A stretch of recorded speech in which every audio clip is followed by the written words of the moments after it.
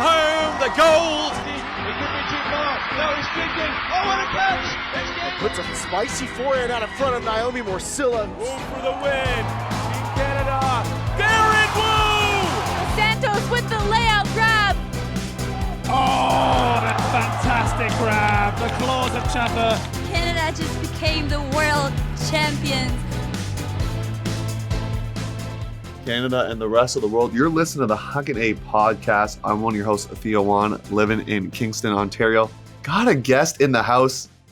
Who is? Kelsey Hayden, living in Halifax, Nova Scotia, but originally from St. John's, Newfoundland. Probably a guest, but not the most exciting guest because I've been here before. Well, you've been a host many a time, so we're going to bring you on today to talk some of the news that's been happening, and then also the U24 tournament that is taking place. So that's really exciting.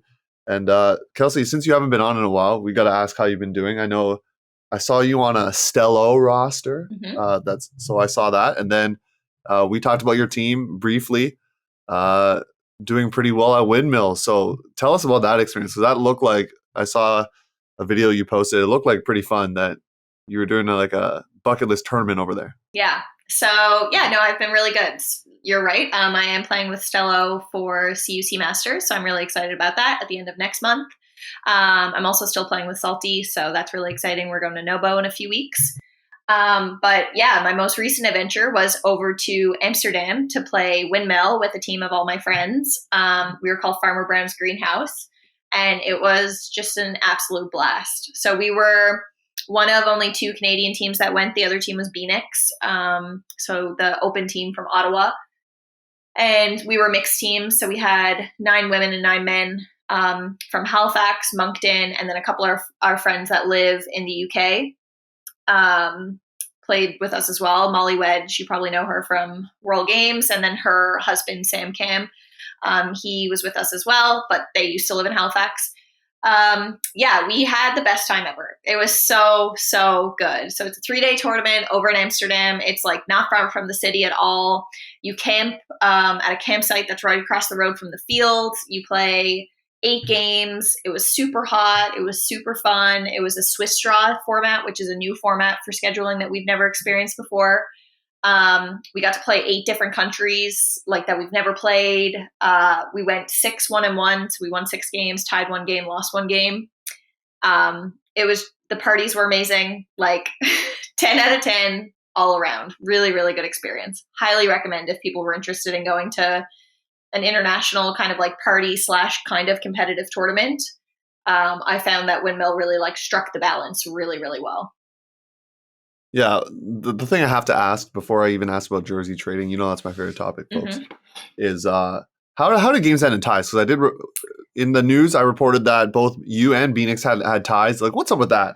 How is that happening? So the Swiss straw format, I have a few qualms with it, but basically the idea is that you start with everyone kind of starts on an equal playing field, and the idea is you are ranked, but apparently the initial ranking is fairly unimportant through the grand scheme of the tournament. So you play every single game, and it doesn't matter if you win or lose. It matters what your point differential is compared to what the expected point differential was. So a tie is fine in terms of going through the pool play games because, like I said, wins and losses don't matter.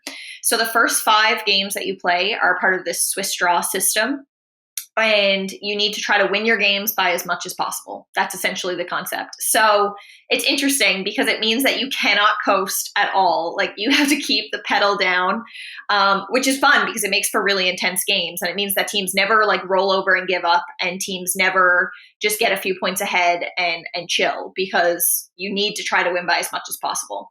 And then what happens is after each round, an algorithm re-ranks the teams and then sets your new matchup. And your new matchup is based on where you currently are in the rankings. And where you currently are in the rankings is determined by the game you just played and the difference of which you won or lost or tied, but also on how your previous opponents did in their games. So it's really complicated and it's really hard to follow.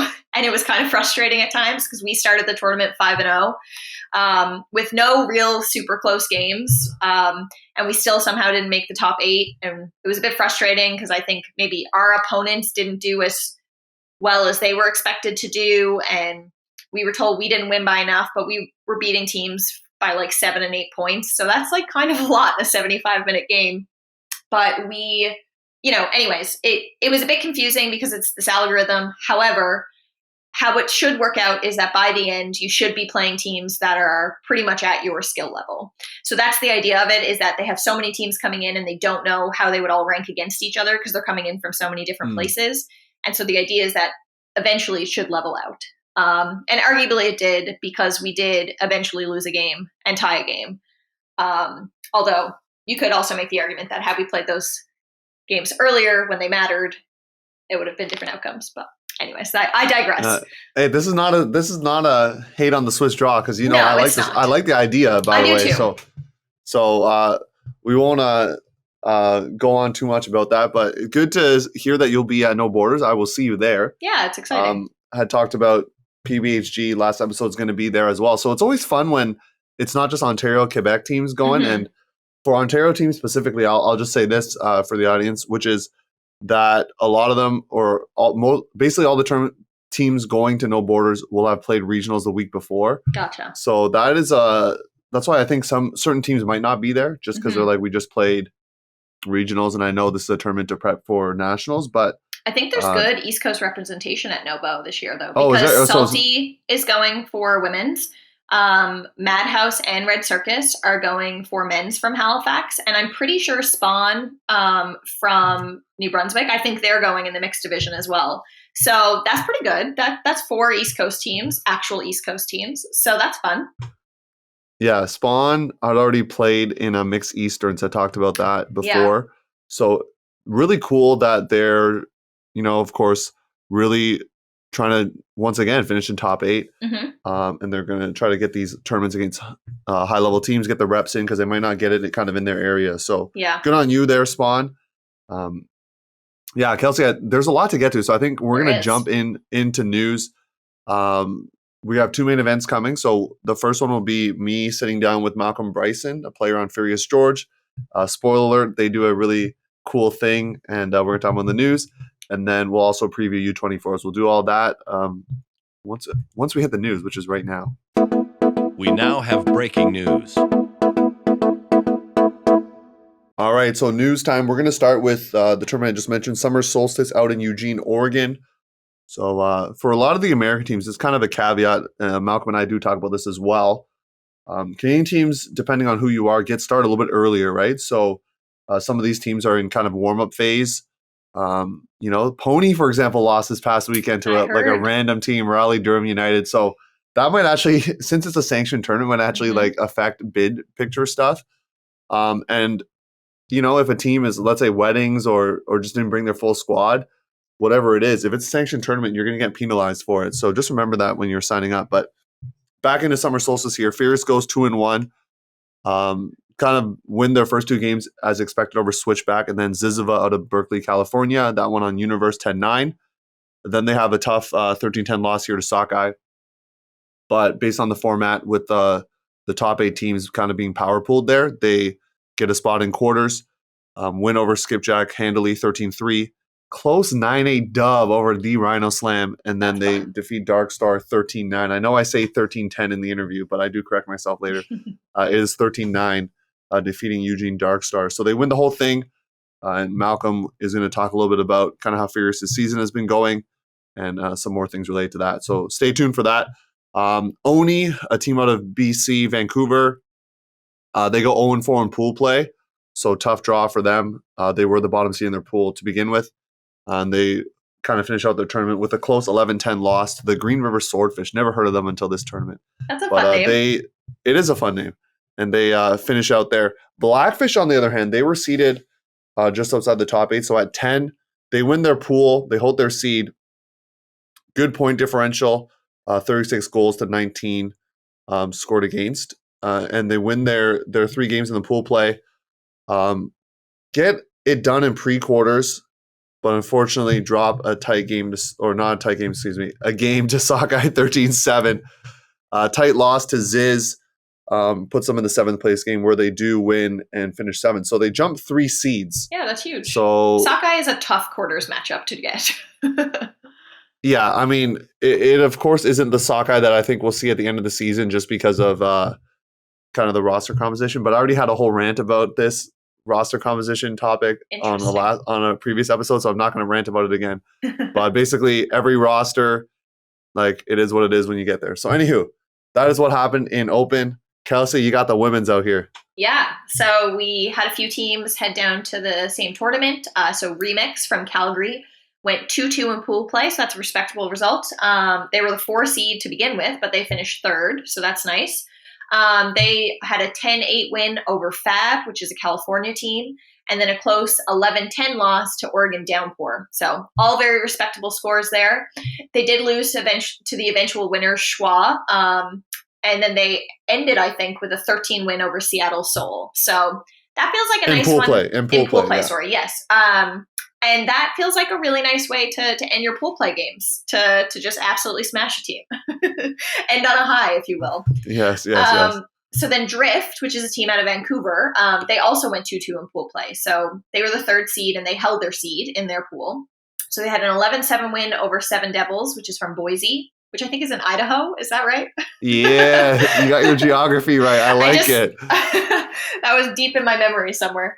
And then they had a 7-11 loss to Seattle End and an 11-6 win over Portland Raincheck. They did have a tough 9-6 loss to Seattle Underground as well. So only 2 quarters took place. Can you tell me why? It's just a format with like the teams they have. So there's like 10 teams.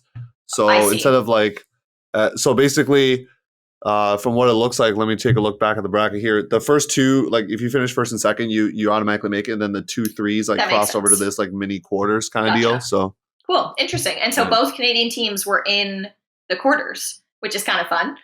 So Remix took on Seattle End, and it was a close game, but they did lose 8-7. And then Drift also had a close loss. Less close, but still close-ish. 13-8. We're going to say close. We're going to say close. Downpour. Yeah, we'll give it to them. And then funny enough, as happens so often, the 2 Canadian teams ended up having to play each other in the American tournament. And I say that happens often because I think every tournament Salty's ever went to, we play Stella. But Remix defeated Drift 12-10. And that's kind of fun. They had good results all through the weekend. Maybe they'll end up playing again at CUCs. Well, who knows? Or maybe they'll be at another tournament together over the season. Not sure, but always fun to kind of finish it off. And so Remix ended up finishing in 5th. So that's really exciting. Great results, great early season results for both teams. Yeah, I had a chance to call Remix games last year, so it's cool to see them kind of rebrand with the name and do some cool things out there. There was a tournament happening in Kelowna, BC. Unfortunately, the last I checked, the Google Doc was not filled out very well. So the only results I can give you is that Lit from Calgary. Get excited because you won the whole thing. They defeated Just Okay, a team out of BC in the semis, and then defeated a Kelowna team, Parched, in the final. Just Okay is a team trying to get a bid at BC Regionals for those following along in the kind of the Regionals watch here. Forever Young comes 3rd. That's a Mixed Masters team, right? That is your Mixed Masters out here. So that is the Mixed Masters team. They come in 3rd. So if I had more results, I would tell you about more of them. I'm going to jump to a youth tournament that happened I think it was like a week, almost 2 weeks ago now. We didn't have the results last time, but there were some interesting games between some of the top teams there. So Titan out of Montreal, they took down Wicked West 10-4. And then Origine, which is a team out of Quebec City, took down Titan and Wicked West as well. So Origine and Titan, keep an eye out for them in the kind of junior scene. I just want to highlight some of the bigger results. And then in the boys division, Titan Open defeated Origine 12-5. Ignite defeated Origine and Titan. So like these are some of the teams you got to watch out for, along with, of course, your BC clubs out here and also Toro out of Toronto. So just want to give a little shout out to the juniors tournament happening there. And that kind of concludes tournament result things. But there was some big news happening yesterday. Pretty sweet graphic that was put out. And I have my own investment in it because one of my teammates was announced for this. But Kelsey, take it away because it's some pretty cool news. Yeah, so the Ultimate Canada coaches have been named this is for next year's rounds, correct? Worlds. Yeah. So this is super exciting. So we have the 3 coaches named for the Open, the women's, and the mixed divisions. For the Open division, we have Chris Artabello. Is that how you say his last name? Yeah, you got it. Good. You okay. nailed it. Women's, we have Carla DiFilippo. And then for mixed, we have Pete Galbraith. That was my guess. Galbraith? Yeah, Okay. Pete's going to get mad if I get it wrong, but I never say his last name in practice, so I think it's fine. I was trying to figure out if I could casually say this without last names, but I don't think it would have the same effect. So we're in this. No. Anyways, I wanted to tell you a little bit about each coach because it is a really exciting thing for them to get selected. So first we'll start with Chris. Is Chris your teammate or is Pete your teammate? No, Pete's my teammate. Chris Okay, out in Alberta. Yeah, okay, that makes sense because he's the head coach for AFC actually. And he's been coaching that program since 2019. He, as a player, has won lots of medals of every color at CUCs, no big deal, and also medals in Lecco and Limerick and Dubai and with Team Canada. So a well-decorated player. And so he's actually currently, I assume, already in Nottingham. Yeah, he should be there because I'm sure they're going to run some training camps and, and scrimmages. So I was going to say heading over, but probably already there if I were to guess. It's a bit of a journey because he is the U24 Open coach for that starts this weekend. So that's super exciting. So congratulations to Chris. Then we have Carla. So as we said, Carla's the women's coach. Carla probably doesn't need too much of an introduction. She's well known in the Canadian Ultimate and World Ultimate community. But if you didn't know, Carla is currently the coach of Toronto Sixers. Toronto Sixers, a very very successful team, obviously. Multiple Canadian titles and really good results in the USAU series as well. Best one being the silver finish in 2019. Carla has coached at the national level a bunch of times since 2014, including when she was the co-coach for Team Canada World Games last year. So that's really freaking cool. So not a huge surprise there, but a big congratulations to Carla as well. And then we have Pete, who is your buddy and your teammate. But Pete's low bio though. He really short bio. I called him out on it. I messaged him. I said, Pete, what's going on here? You had the shortest bio by far. And that's good. He's humble. He did it in 30 seconds. This is what it looks like, I'll be honest. And so I had to dig for some more info. So that's, we got more info from Pete, but the bio didn't do him any justice. But hey, you got to be humble. I get that. It's crazy too. In his bio, he forgot to mention that he was Theo's teammate, which is maybe his most celebrated accomplishment. But I know, anyways, I know. You try. But Pete, he's excited to lead the TC Mixed in 2024. So with 3 previous cycles under his belt, he was the assistant coach. So he's pretty pumped to step into that head coach role now. His goal is to build an amazing experience for the athletes while also chasing hardware on one of the biggest stages. So I love that. The combination of great experience, but we're also here to win. He's coached Queens to multiple national titles in 2015, 16, 18, and a silver in 2021. And he was the assistant for 2016 World's Open, 2017 and 2018 U24 Open, and 2023 U24 Mixed. So again, I assume that Pete is probably... He's already there. He wasn't at practice yesterday. He was not there. So well, you better hope he's there or he missed practice for not a very good reason. Anyways, so I assume, Pete's overseas as well, getting ready for this weekend. But this is also exciting things for them to get ready for next year. Yeah, I mean, he posted about it on his Facebook, and I'm sure this is for all the coaches involved. It's for him, I'm going to speak for him specifically. Just a realization of a dream that's, potentially 10 years, or for him, 10 years in the making of, having played and then deciding to coach and give back and build a program. For those that don't know, Queens is consistently one of the top university programs out there. And a big reason for that is Pete, just putting in the time and bringing in, of course, strong coaches alongside him, but just really building a program that people want to be a part of. So, for all these coaches, it's been a lot of hard work. We often just see the result of what happens now, but we know that they put in a lot of work to get there. So absolutely, congrats to each of them. Excited for everyone who's trying out. I know people are going to be leaning towards trying out for a certain team because of coaches, perhaps, but I would say just if you can, put your hat in for all of them.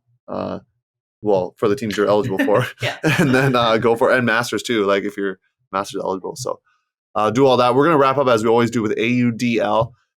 I had the pleasure of calling a game this weekend, so I'm going to talk a little bit about that. But first, Montreal, they host DC on Friday, kind of a weird time. I believe it was Friday at 5 o'clock Eastern. That is weird. DC was only up 10-9. Usually it's Saturday, Sunday, so it's weird just a 5 o'clock game. But DC up 10-9 on Montreal at half. So people were pretty excited for Montreal. They were in it, and then the wheels kind of fell off, I'm not going to lie. And so they dropped the game 25-18. Top leaders for that game, who else but Kevin Quinlan, 7 assists, a goal, 531 yards. This, I can't believe this is identical, but Malik Ojai-Samar, 4 assists, 3 goals, and then also had 531 yards. That's crazy. What are the chances of that? That's weird.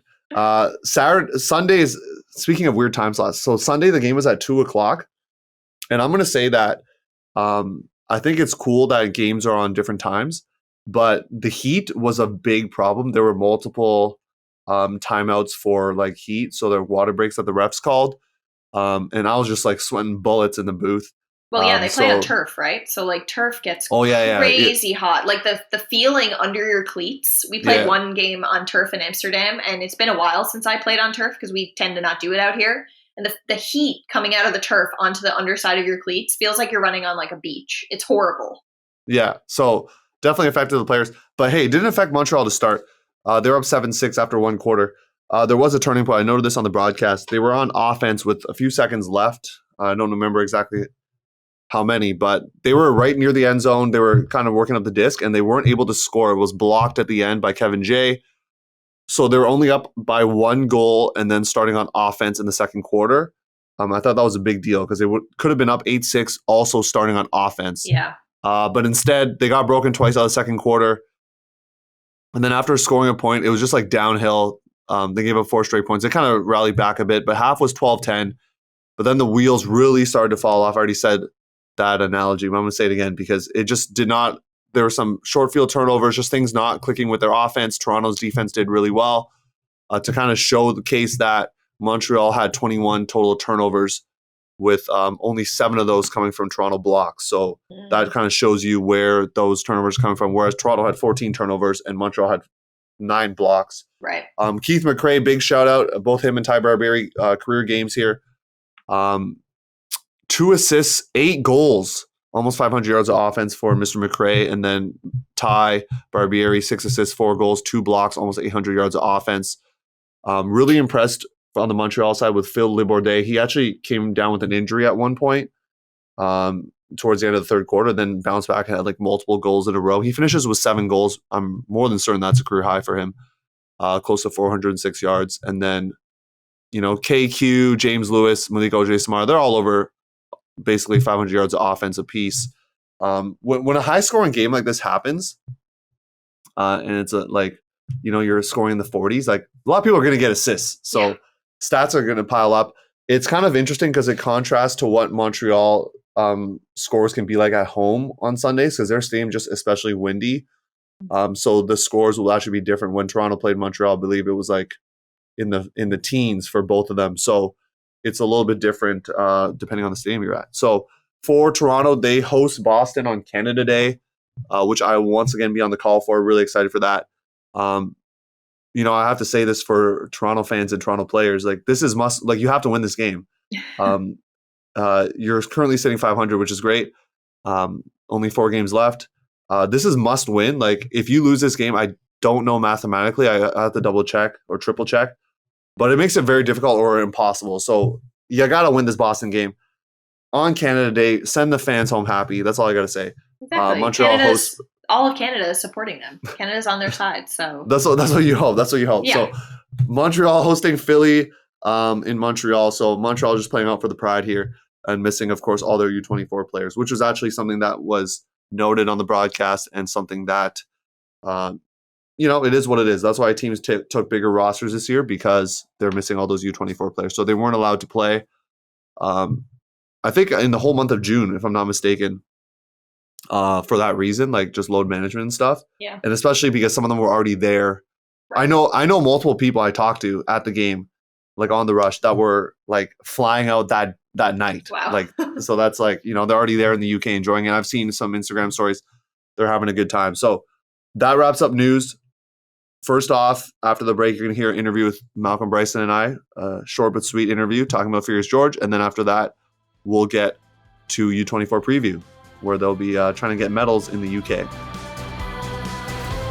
Hey, this is Daniel I, co-founder and captain of Danger Noodle, your 2022 CUC Co-Bronze medalist. and you're listening to the Huckin podcast, your coast-to-coast guide for all things Canadian Ultimate. All right, welcome back to the first of two main events here. We got a representative Furious George, Malcolm Icy Fresh Bryson in the house, ready to talk about their tournament victory. So first of all, Malcolm, how you doing? Good, man. Good. How are you? I'm doing all right. I'm excited to chat about your win here, early season victory out in Eugene, Oregon. So before we even start that, tell us first of all what you do with Furious George, your position, and then maybe also a role on the team, and then how long you've been playing with the squad. Yeah. So I've been on Furious for 8 or 9 years now. So that's a long time. Quite a shift. Yeah, it's been a long time. Good time. I play on the O-line, just kind of like in the stack, maybe at the front, maybe at the back sometimes, just mixing it up. But yeah. And do you have any other roles on the team as well? Like, have you captained in the past or? Never captained. No. Roles include, I'll play defense sometimes too, but I am pretty vocal at practice and in games about like strategy or just like motivation or whatever. But yeah. We there's always the captains of a team, but then there's like the unsung people that also help lead by example. So good to hear here. So tell us how you, or up until Summer Solstice, like what the team was up to. So you had your tryouts. Did you have some training camps? Like how's your early season been going? Yeah, it's been awesome. Typically Furious gets going a little earlier than American teams or even GOAT, I think. Our college finishes earlier and there's no AUDL. So we get practicing right in May, start grinding. We did a training camp actually in my hometown on the Sunshine Coast a few weeks back. My parents were able to put a bunch of us up and we ran a camp for some kids and our coaches absolutely ran us ragged. So fitness has been a big push for us this year. We've been really like running a lot at practice and outside of practice and trying to be the fittest team on the field this year. So that was where we were at going into Solstice. And, college teams, we've talked to a lot of college teams on the podcast. They have certain ways that they want to kind of ramp up and prep for the season. So for your squad, what were your goals heading into the tournament? Was it like, we're just going to roll lines, or we're trying to, we're going to power line a lot and try to win the whole thing? Yeah, it was a bit of an interesting season for us in that way because with CUC this year, it's really meant that we're only playing 2 US series events before sectionals, and the next one's in like 2 weeks. So it's like Solstice and then our one in Norco. So it's like a little mini peak where we need to like play well at these first 2 tournaments to earn a bid. And it's almost like when those are over, we can take a breath, relax, get our U24 guys back, get our Irish lads back who are over at Euro Championships, this month, and just get everyone healthy and geared up for a big CUC push and kind of like ride that momentum into the series. Because we're basically missing a bunch of pieces throughout the season, and then they all come together right at the end. So yeah, we're excited to see what we can do. So mini little peak where we wanted to stress performance at these first couple tournaments, for sure. Because you referenced this earlier, some American teams, some of these early season tournaments, they're kind of even some tryout, or they're just kind of trying to see how the pieces fit together. But you kind of had set lines going into it then, right? Like we've been practicing with this O-line and this is kind of the O-line we're going to have for the year, or I don't want to give away too many of your secrets. But yeah, I mean, for the most part, I think that there's still a lot of guys moving around on the team and we're figuring out different roles and different like system stuff. But we definitely, like I was saying, like a little mini peak. And then, so like when we played Sockeye on day 1, we actually played pretty poorly, I thought, in that game. We lost that one. But we were trying to win it. they're also a great team. Seattle has so much youth talent. So even though their roster has turned over so much this year, like still a good Ultimate team. And they got us in that one, but luckily we were able to pull it back together and really dial in for day 2 and perform well.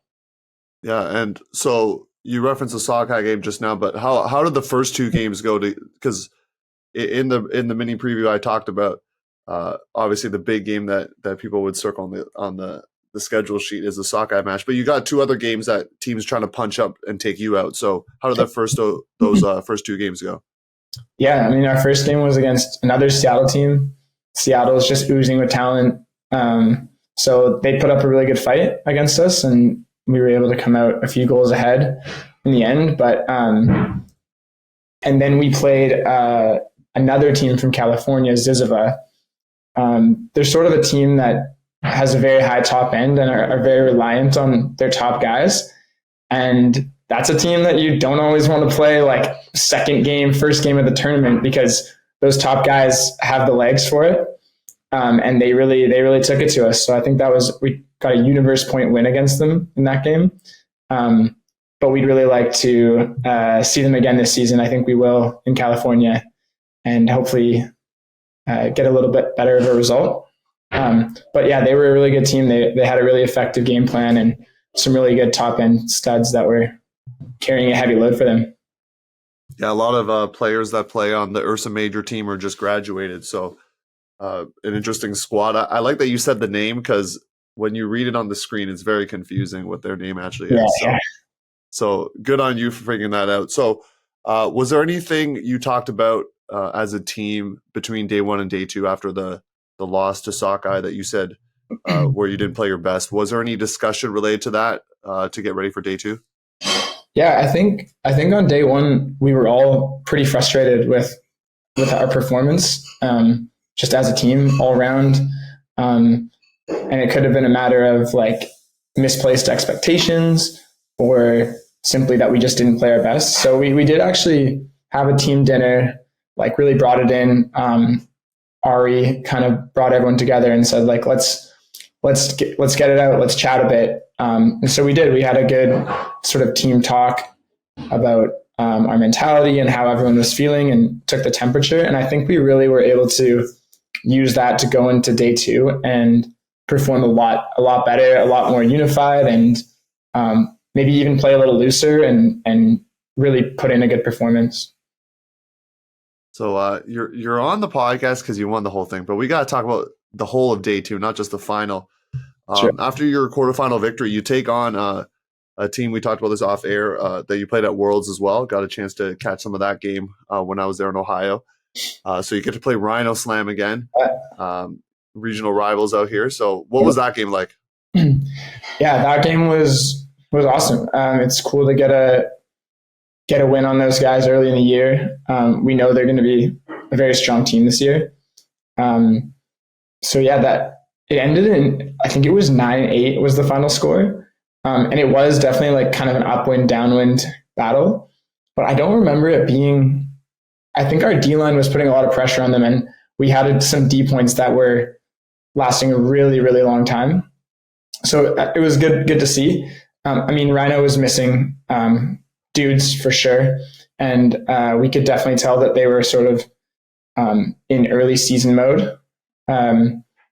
Like you said, they were definitely kind of fitting together their lines a bit and playing a little looser with the line calling, which is totally fine. And like, they're going to get better this season. We're going to improve a lot. So nice to get one now on them and hopefully help our bid chances. But yeah, it was a really crisp game. I think the O-line, who played really poorly in that Sockeye game, I think we really stepped up and delivered a really like no nonsense kind of crisp performance, which we were able to do all of day 2. So that was nice to see. And then the D-line, did their thing, got that upwind break, downwind break. So yeah, it was really nice to see the whole team contribute, and tons of dudes getting blocks all up and down the roster. So yeah. And that leads to the final here against a an opponent that I think going to the tournament people wouldn't have suspected to be in the final. So Totally. Dark Star out here, out of Eugene, Oregon as well, or out of Eugene, they're in the final. So discuss how that went. I believe the score was 13-10. So 13, a few point victory there for you. Was it 13-10 for us? Yes, I believe so. Oh, okay. Sorry. Yeah, I thought you meant Dark Star. So they had an upset over Sockeye, which, you know, it's on the field right beside us. We were kind of peripherally, like, could hear the Dark Star guys yelling a lot in a way. We're like, okay, Dark Star's up right now. That's crazy. And I think you kind of always expect Sockeye to mount that comeback at the end of the game and come and take the win on them. But yeah, I think they lost on Universe, so it was pretty crazy. And then so coming into that Dark Star game, we really wanted to put up a good result against them. We thought maybe they would be a little bit, maybe they had peaked in that Sockeye game, hopefully, and we were able to, it was another windy game, like upwind, downwind kind of, and we were able to just kind of play pretty clean. They have a couple guys who are extremely good throwers and will just hit like a crazy, like full field hammer or something. And it can be tough to game plan for a team like that, just because when they play such a loose, kind of erratic way that we don't really practice against, and they can find a lot of success with it. But yeah, luckily we were able to get a few blocks, punch in a few breaks, and the O-line stayed clean. So I think it was actually 13-9, Theo. So we got to talk. Yeah, I'm looking at it now. I was going to correct myself. You're right. It's 13-9. USAU, you know, they all count. So. Yeah. The points do matter. You're right. So we can't matter. But yeah, can't shortchange the points. Yeah. So yeah, I mean, it is really early season, and like we know that, but it's just always nice to get a tournament win under our belts. Builds a good vibe going through the rest of the year to have that Solstice trophy sitting over in my living room, I think somewhere. Oh, sweet. Yeah. I saw there was, like, sometimes, these early season tournaments, they don't got the trophies out here. So luckily you got something to hang your hat on that you can bring out to practice there. And you mentioned this already, but how you're going to another tournament in the U.S. You're going to have regionals, of course, that you're going to have to play, right? Yeah. BC regionals, and then CUC, and then the series. So yeah. In terms of bringing in those pieces that you mentioned, U24s, the people at Euro Championships, are there other training camps that you're planning to do to get people ready, like on weekends, or is it mostly just the weekly practices? Yeah, we practice usually Saturdays and the weekdays. So maybe some longer sessions on Saturdays. But no, I think it's just going to be a matter of we'll all have played a ton of Ultimate. Like the U24 guys are playing a massive tournament, Euro guys, and all the guys here are playing like 3 tournaments. So a lot of Ultimate under our belts, and then it'll just be a matter of resetting, making little tweaks, like getting guys in, that perfect fit role for CUCs, and just sort of like making those little tweaks that will lead to hopefully some success for us. I think CUC is going to be very interesting. I think there's going to be some great competition with GOAT going as well. A lot of people will think it's going to be. I don't know about that, man. Sorry? I heard you pick General Strike, man. So He remembers. He remembers. Hey, I like it. Malcolm, you remember something I picked way back when. Hey, that's good. I appreciate that, actually. That's, people will call me out and debate the picks like in person, but to do it on the air, that's even more fun. So thank you for doing that. That's fun. Of course, man. So I predicted I believe it was, oh no, that was on the Instagram story. I think that's what you saw. Maybe I can't remember. Yeah. I did remember on one of the picks I said one of Fierce or GOAT wasn't going to make it. Yeah, it was noted. It won't be forgotten. I like it. Yeah. We'll take that. Before we wrap up here, any shout outs? You said people were getting a lot of blocks out there. So any shout outs, especially, we like to give praise to the players that some people might not have heard of before. So Chance, I know you can shout out the whole team, but easy one. We got our young rookie, 21, 22 years old, Ricky Tran. You heard it here first. This guy's going to be an absolute killer. He's a sick athlete. He's got great disc skills, and he was flying around. Got a ton of blocks, caught a ton of deep goals for breaks. So if you don't know the name Ricky Tran, learn it now. because he'll be around for a while. All right, Ricky Tran, you get a shout out from Malcolm Bryson, so that's pretty sweet. Malcolm, any other thoughts before we sign off? A little short, sweet interview. Once again, really pumped that you guys got some big W's over these American teams. So thanks for coming on. But any final words of wisdom here? No, man. I mean, our season's just starting, so we got a ton of work left to do. Nice to get a win, but we have a lot of room to improve. So that's our focus for the rest of the season. Thanks. All right, sounds good. Thanks, Malcolm. See you, Theo.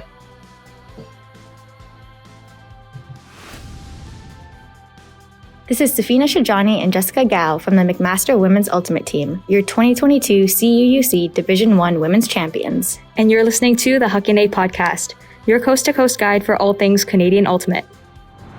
All right, we got main event numero dos, or number 2, U24 Preview. I think it's really tricky to preview some of this because we don't see like these other teams from around the world. So we can kind of talk about, U20 results or how they did in the past. So we'll try to highlight that as best as we can of like how they did previously. So that's what we got for kind of preview content. We're going to start women's. Kelsey, I'll just let you take it away. I'm not going to intro anymore. Kelsey, just run with it. Sounds good. So yeah, really excited about the women's team this year. They did a lot of preparation. Obviously, there's only so many tournaments and games you can get in this time of the year in preparation, but they did get a few. So they played in a tournament against Traffic and other teams. They also played at Fishbowl, which for those who don't know, that's a tournament in Ottawa. It was started last year. It was created last year so that the women's Canadian teams that were going to Worlds could play against each other and get some good competition kind of early in the season. But the tournament is now kind of continued to exist and is a really good opportunity for early season competition. So they played there. They got to play in a bunch of pool play games, but they also played in an all-star game against a team that was made up of all-stars from each of the other teams attending the tournament. So that was a really cool experience and a really good chance to play in front of, a crowd and play in kind of a game that would probably feel a little bit more high stakes than just a pool play game at UPI Fields. So that's really exciting for them. And so they're starting the tournament. I think the tournament starts on Sunday, right? Yeah, there's the opening ceremonies that yes. Nathan Kalakovic's going to get some video with some EDM in the background of, so that's going to happen. Yes, but yeah, so opening ceremony, and then the games do start on Sunday afternoon over in Nottingham. So they're in Pool A. They're the second seed in Pool A. So there's 2 pools of 7 for the women's. Each of the divisions, if I'm correct, I think is kind of laid out a little bit differently as far as the size of the wacky pools. Exactly. Yeah. So for women's, it's 2 pools of 7. So Canada is the second seed in Pool A to start at. So they're going to start with their first game on Sunday afternoon, like I mentioned. And they're going to play New Zealand. So it's a 2 versus a 6, which in my opinion is a really nice way to start. It should be a game that they're capable of winning. But as you said, there's so many teams and we don't see what prep work New Zealand and Ireland and Germany and all of them are doing. So the rankings are probably a decent indication, but it's certainly not, I don't think any game is going to be a slap, basically. But they're going to start their game on Sunday with 2 versus 6, so Canada versus New Zealand. And then they're going to play on Monday. So the world schedule is really nice, just like any other world, is that you don't have to play a million games in a day like you do when you go to Canadian and American tournaments. So they just have the 1 game on Sunday. They have 1 game on Monday, and they're going to play against China. So that's the 2 versus 7. And then they're going to play 2 games on Tuesday. So it'll be against Ireland at 9 a.m. and then Germany at 3 p.m. So that'll be the 2 versus 4 and then the 2 versus 3, which is nice. Again, they're kind of building towards their harder games. And then finally on Wednesday, they're going to play their final original pool play game, which is against the U.S. And that's the 1 versus 2. So imagine that will be their hardest matchup. The U.S. won last time, so it's not going to be an easy game, but they have all those games to kind of build their chemistry throughout before they get into the bracket. So in my opinion, the women's schedule is pretty ideal as far as the order of their games and the timing of their games. Yeah, they get to play Germany, as you mentioned, on the Tuesday. It will be live streamed. So this is my pitch to you to A, get a subscription, and B, please, like, I know you do this with Netflix, but please, like, you get your account, just watch it yourself. That's all I got to say. I'm not going to go on a huge rant about this, but I'm very passionate about this topic. If you want quality content, you want all the streams that you're getting from Multiworld, you need to get a subscription yourself and just watch it yourself, please. And for the love of God, if you do not complain about the streams or about the offerings or about the teams that are available on the streams. Because if you're not going to pay for it, these people don't work for free, but they work for very, very little. Let me tell you, nobody is rolling in it because of the Ulti-World streams. Oh man, Kelsey, I could go on a rant about this. I love it. But in Ultimate, we always rely on people's goodwill and volunteerism, and that can only go so far. And Ulti-World is pumping out, 70 games from this tournament? Yeah. That costs money. That's not just money that Charlie wants to pay for himself. So, they have this event pack that's available. If you really want to watch, just buy the event pack. If you don't want to be a full-time subscriber all the time, that's okay. Not everybody is looking for the articles and all the other stuff. But if you want to watch this event, which is going to be a huge event with so many games, then buy the event pack. There's no reason not to. It's the cost of 3 coffees. So I highly encourage people to do it. Or a dinner out here. Yeah. So I highly encourage that too. I will gladly go on a rant about it. But there are 2 live stream games for Canadian women to start.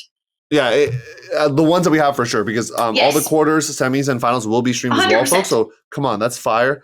Yeah. So the U.S. game is obviously the marquee matchup, and clearly going to be on the live stream 3:00 Wednesday.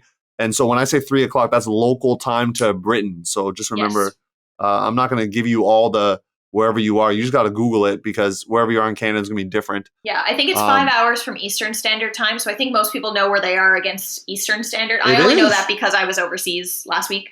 But yeah, so it's 4 hours from Atlantic Standard Time, which is where I am, and then 5 hours from Eastern Standard Time. So it's a great reason to be distracted from work on a Tuesday and Wednesday morning.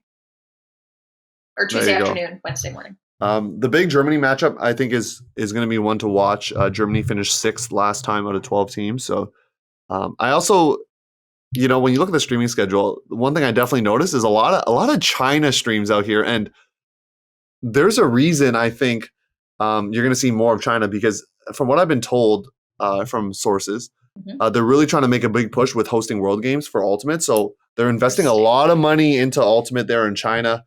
So it goes without saying, they have a large population. So if they can find, some decent Ultimate players out here, some athletes that they train up, watch out for them. Probably not this tournament, but at future ones potentially. So with the format, then you go into traditional quarters. So we're going to give a couple scenarios. Of course, not going to go through every single one. But if Canada were to hold to seed here, they would play the 3rd seed out of Pool B, which, once again, if things go to seed, would be Italy. And then they would potentially have to face Japan in semis. And then if Canada able to take down the U.S. in pool play, which we, of course, want to see, hell yeah.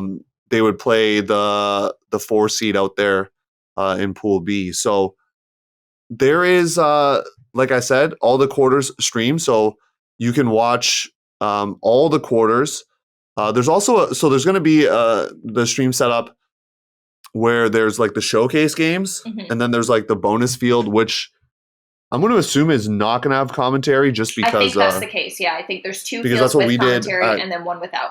Yeah, it's happened before on some of the Ulti-World streams. So just keep that in mind as well if you're hoping for some commentary that you might not get it. But looking at the streaming schedule right now, all quarterfinals will be on the showcase field for women. So you'll get the great European commentators out there with their sweet quips, like Liam Grant. He's going to have some good stuff. I think he's retired that, because I called the game with him and he definitely did not say that anymore. So maybe there just aren't enough buttery biscuits anymore. Yeah. So this team, I think, is poised to do. I'm going to say that for all the teams, but women's. You mentioned this. I think they have a pretty good path. Obviously, having US in their pool kind of sucks, but it also means, based on my calculations, that they wouldn't play them until the final. Yeah, I think it's better to have them in your pool and maybe drop a game to them early if that happens, than have them on your path to the final. That's who you want to meet at the end if you have to meet them at all. So I think that's the better of two options. Yeah, because then you would have to play, of course, a very good Japan team that finished second last time, but you would have to play them in semis potentially. So wishing the best of luck women's. We're going to jump in. Let's go. There's a few, the other two divisions a little bit more confusing, but I think Open a little bit less confusing because it's like pool of 7 and a pool of 8. Yeah, so let's talk Open right now and kind of their path and schedule. Cool. Okay, yeah. So like I said, Open is a slightly different setup. And so it's two pools. Sorry, I forgot the word there for a second. 2 pools. A pool has 7 teams. B pool has 8 teams. So Open is going to play a lot of pool play games. But anyways, before they, on their road to Nottingham, I suppose, they did play against, they had a really nice win against Sakai at Border Bash. So a little feather in their cap there. And they've also had some close games with Furious. So, they've definitely faced some high-level competition as well.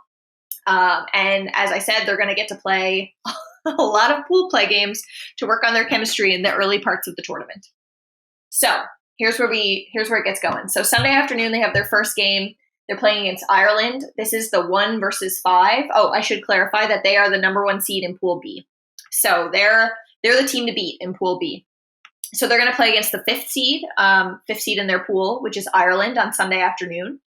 Then on Monday, they're going to play a live streamed game in the morning, and it's going to be against Belgium. So that's fun. That's a good match. Yeah, that's going to be really fun. So it's going to be the 1 versus 4. Again, these are all the Pool B seeds, not the overall tournament seeds. So they have that live stream game Monday morning, and then Monday afternoon, they're going to play against Australia, which is going to be another challenging game, I would say. Then Tuesday, they have 2 more games. So they do have a heavier schedule than the women's for sure, just because they have to get those 7 pool play games in over the same amount of time that the women has to get 4 or 5. Tuesday, they're going to play against China, which is the 1 versus 8. And then they're going to play against the Netherlands as well, which is the 1 versus 7. Then they're going to play on Wednesday. They have 2 more games to round out their pool play, and they're going to play against New Zealand at 1 o'clock, so 1 versus 6. And then they're going to play against Japan, which is obviously going to be a tough game. That's the 1 versus 2. So both teams actually end with their hardest pool play, or potentially their hardest pool play game as their last matchup, and that's at 5 o'clock local time on Wednesday. So there's something to be said. Both teams, Canada and Japan, are going to be in that same scenario where they're playing their hardest matchup last. Means there's been a lot of time to build chemistry, a lot of time to figure things out. So hopefully that works out well for Canada, and they can maintain that first seed in Pool B, which would obviously be the goal. But they have a lot of room for many scenarios, we'll say. Yeah, that's the way it should be. I know Charlie's ranted about this as well, and Danny did as well. The 1 versus 2 should never be in the beginning. It was at College Nationals where UBC had to play Carleton. There was another one, I think Vermont or another team in the Open had the same problem. So the 1-2 should never play that early in the tournament, and clearly is not the case, which I love it. I want to turn your attention to that Monday day. That'll be interesting because they play the 4 seed and 3 seed in their pools of Australia and Belgium. And so that's tough for them because you mentioned they play at 11 and then they play again at 3. So there is like a break, but I mean, it's still having to play 2 teams like that in the day here. And I'm just looking now. It's it's actually at 5. So I stand correct. It's actually at 5 o'clock. So 2 games off in between. But still, it's within the same day. So that's going to be an interesting one. I think they're going to have to really battle through that test. And so if things go to seed, they would, have a lower seed in the quarterfinals, like an A4, perhaps what do we see here? A GB, maybe if GB beats Colombia, perhaps Colombia.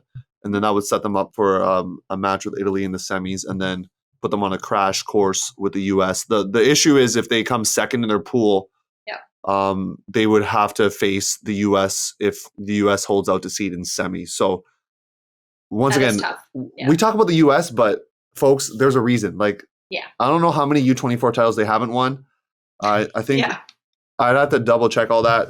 A very small handful. Yeah, a very small handful.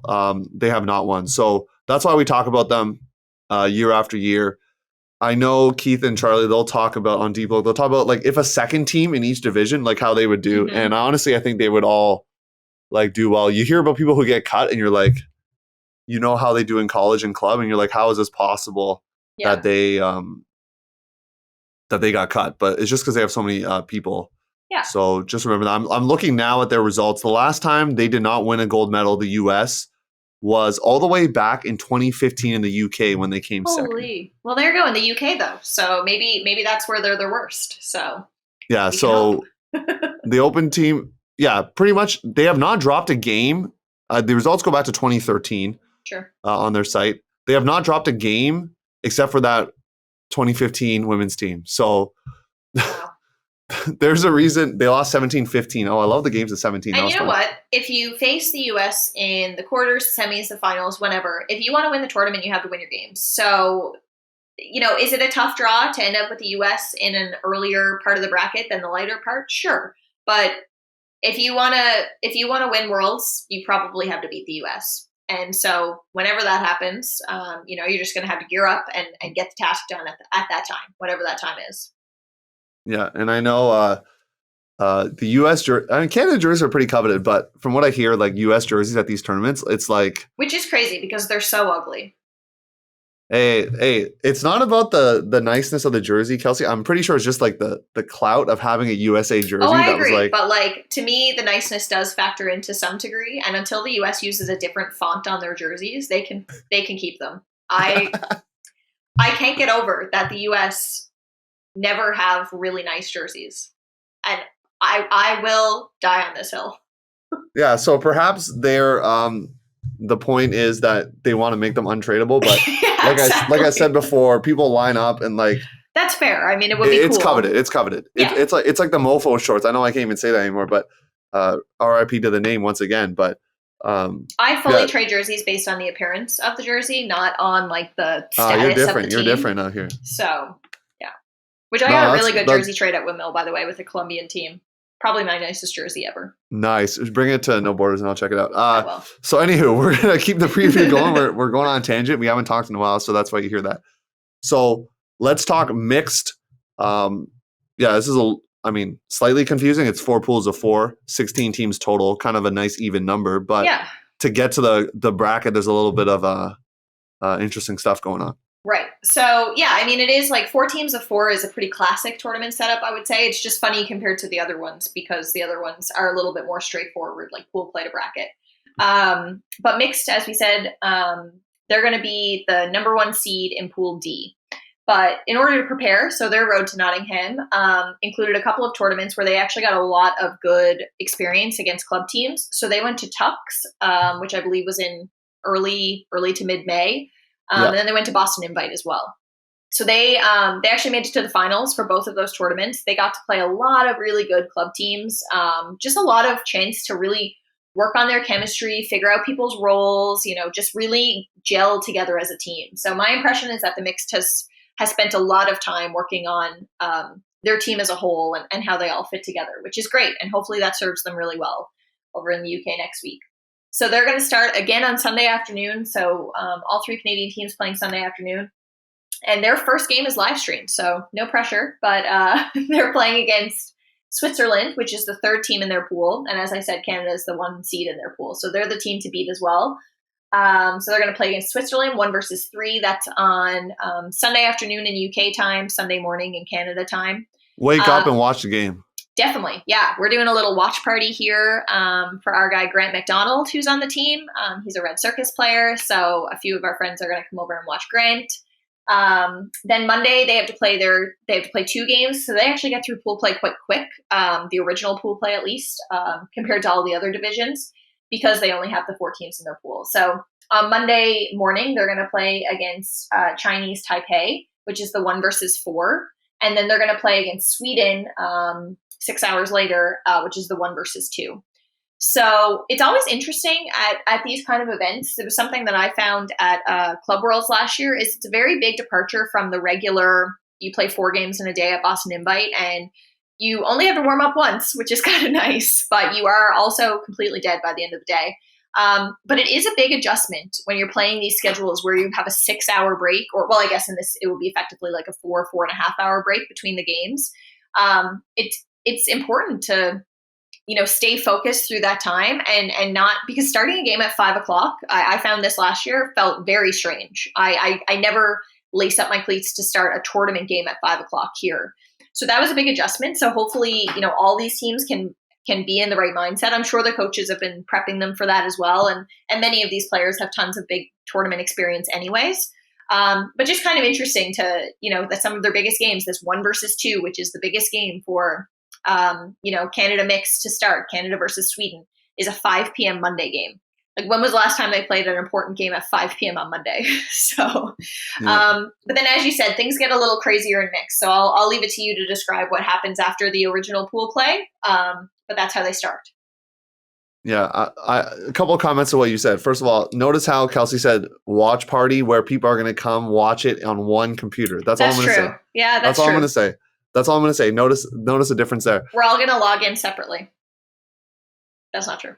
You scared me for a second there. I got a little nervous out here, a little sweat beating from my face. So yeah, that's interesting. And then UBC had the same issue as well, where they played the quarters early at college nationals, and they had the last semi under the lights at like a late time, for ultimate. So a lot of them slept at the B&B. They're like, what do we do? Because you got to figure out kind of your rhythm, but you don't really practice that rhythm ever. So that's what makes it tricky. So now there's power pools. Once again, you can follow this along on the Ulti-World website. I would highly recommend you go check out like the pool schedule and like just the pools in general. That will help you. So if things go to seed, and we're just gonna, for the arguments of this, we're just gonna assume that they would be the second seed in Pool F, so they would be D number 1. And so to start off, they would play the 4 seed of Pool F, which would be the second seed out of Pool C, which would most likely be Australia. Singapore did really well last tournament. They actually finished 3rd in mixed, so keep an eye out for the Singaporeans. Then they would play potentially Germany, which would be the second seed out of Pool A. That game would be live streamed, at least right now, and that would be on the non-showcase field. And then they would have their matchup highly anticipated against Japan. That would also be live streamed. That's Wednesday, 11 a.m. local time. That is early wake up for different parts of the country here. That is. To watch that one, but it might be worth it because I think that'd be a great matchup. And that would also kind of then put them into a certain part of the bracket.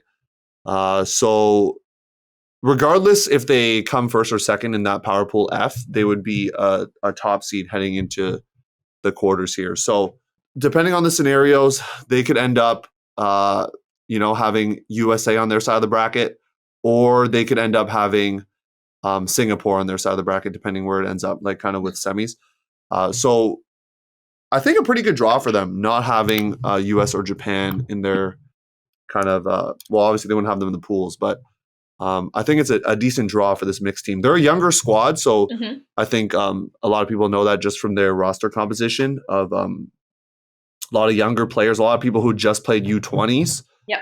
So there's some good and some not so good with that, just because you got people who are fresh and excited, but you also have people who just play a tournament and maybe don't have the same experience as some of the other athletes on the other Team Canada teams, but also like other countries who have the 23-year-olds going against the 20-year-olds. So there's some good and not so good, and we're hoping that the more good comes out of that. Totally. So that is, I'm not going to go through every scenario because that would just take the entire podcast. It would take too long. But once again, you could take a look at the Ulti-World website for the formats and all that good stuff. So key takeaway is that all the quarters will be streamed. A couple of the mixed quarters, at least right now, would be on the non-commentary field, but you'd still get to see it.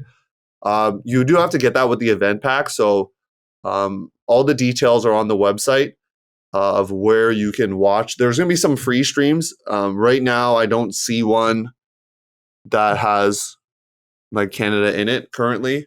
There's a couple China streams out there. That's all I'm going to say. China streamed free twice. So take that for what you will. And then spreading conspiracy theories. I'm not spreading conspiracy theories. I think there's actually like it's like a positive theory. It's not like Conspiracy theories can be positive. I guess so. Once again, reminder, event pack $16.99. It's a one-time charge to your credit card. That's USD though, so like $50 Canadian. I mean, I'm just kidding. It's like $50 Canadian. It's like 22. Yeah, something like that. Still, it's no big deal. It's nothing. Have you been to like a chain restaurant lately? Well, that's what I'm saying. A chain Meals restaurant there dinners are more expensive than that. So instead of going to like my favorite place, Eastside Mario's or Boston Pizza or anything like that, just get the event pack. If you feel so inclined and you're like, hey, I don't want to get the event pack, you can get the final. There's a finals pack too, folks. $8.99 USD. So you do the conversion into Canadian. You get all 3 tournament finals there. So they're also revamping the names. I like that because I think it's helpful because I know there's some confusion at college. So there's like an all access subscription, which used to be the plus, which is $20 a month USD, and then standard, which used to be the full at $13 or $12.99, $13 USD. So continue to be a subscriber. That's all we're going to say. It's going to be a fun tournament. It's actually pretty whirlwindy, right? Like it's starts on Sunday and then sure it's the whole week, but that goes fast. I'm sure it's going to go by fast for the players. I know for some of the teams, I'm going to speak specifically to Canada. Like let's say you play at 11 a.m. and you're done for the day or whatever that looks like. What are you going to do with, like, for example, Monday, I'm going to use this women's play at 9 a.m. local against China, and that's it. Like, they're done. Yeah. What are you going to do the whole day? Well, if I can offer any words of wisdom at all, if any of them happen to be listening, I was just over in the UK last week, and it was crazy hot, like way hotter than I expected in the UK. And when Salty went to Worlds last year, we were super excited to watch a lot of games and to, the whole experience. We wanted to watch all these top teams and everything like that. And obviously you want to do that, definitely, but make sure you're being really good about your sun exposure management. When you're on the sideline, all of those hours in the sun watching really add up. Like they really will wear you down. So make sure you're wearing your sun hoodies, bring an umbrella so you can get shade from that. Those little like collapsible chairs so you can be comfortable and not just like squished on the ground and kind of like seizing up and your muscles getting tight, but like really take care of yourself while you're watching the games. Cause it feels like, you're just like chilling and you're watching these great games, these great matchups, and that's super fun, but it's really easy to just kind of forget to take care of yourself during that time. And I think some players last year who weren't mindful of that, who weren't like reapplying the sunscreen a lot, wearing the hat, wearing the sun hoodie, bringing the umbrella, all of those things, I think they felt a lot more exhausted earlier in the tournament than those of us. I mean, I'm a ginger, so I have to be extremely vigilant with the sun. But do you have a soul or no? It's arguable. But yeah, it's some people say I'm a day walker, but yeah, anyways, that would be my word of advice is like enjoy it, watch all the games that you want, all of that, but take care of yourself while you're doing it. And there you have it. That's our U24 preview. That's going to wrap up the episode. Of course, going to talk about socials. But before we do that, I talked about last week, there were some regionals that are happening where bids are on the line. So we're going to I'm going to try to pioneer this year. Going to do a CUC regionals picks contest. By the time this airs, it should be out, hopefully, if not the day after. But is it like a Beat Theo contest? Like they do the Beat Charlie? No, I can't copy him too much.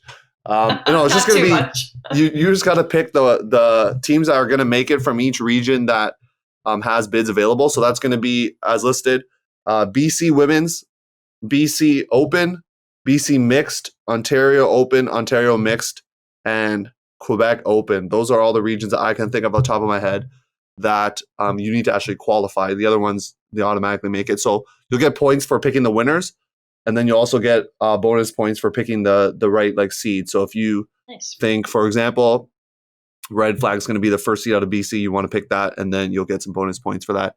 And the winner will get a 3-month with the new name, full access, all access. That's better than what we've offered in the past. So I know it's not the full year, but it's going to be 3 months of all access. So you can join the all access. And that's of course, like $60 we'll have American dollars, which by your math is like $200 Canadian. Yeah, I know. I always make that bad joke. I bet you no one laughs about it, but it's fine. I crack up in myself. So CUC picks will also come out obviously closer to the tournament. And we're expecting a bunch of people taking part in that as well. So yeah, join that. You don't have to, of course, but No, you should. can if you want to. So that's going to wrap up the episode. Kelsey, any final thoughts before I head into sub only and talk about more commentators' corner stuff? This week, I'm going to talk about why you should do the different roles. So having done color a few times now, I'm going to explain why that's like important. So Kelsey, any final thoughts? Not really. Just good luck to all the Canadian teams. Super excited to watch you. I know that this is going to be a huge week for you guys. So really soak it in and enjoy it. And thanks to everybody else for listening. I'm sure I'll be back on at some point. So you'll hear me then. Yeah. Here for, what is it? Short time, not a long time. I can't even Here remember. for a good time, not a long time. Yeah, here for a good time, not a long time. So, but I got to go to Salty practice. Yeah, you got to go to Salty practice. I'll see you in Ottawa. Yes. In 3 weeks. 3 weeks is no work? No way. Yeah, No, 3.5 weeks. No way. Way. Oh, wow. That means regionals. Time flies when you're having fun. Wait, that means regionals is 2 weeks away? Yes, 2 weeks from this weekend. Jeez. This weekend is Canada Day. July is happening. Yeah, I know. I'm already thinking about how the fall for work is coming up. So summer goes by quickly. Enjoy Club summer. Season. I know. That's what they tell me. Okay, thanks again for coming on. Subscribers, hit me up in the subscriber only. We'll see you next time. Bye.